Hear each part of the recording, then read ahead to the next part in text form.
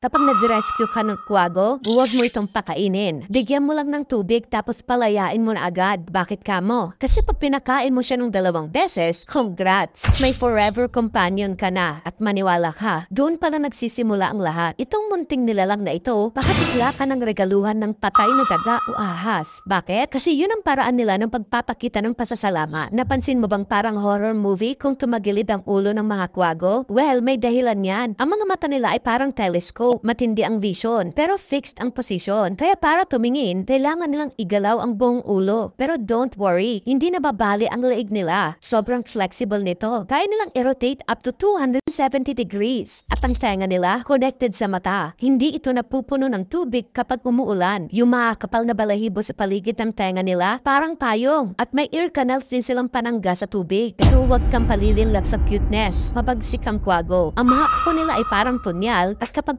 umatake sila, sigurado may tatamaan. So ngayon, gusto mo pa ba ng forever na kasama, knowing na matalino at mabangis sila?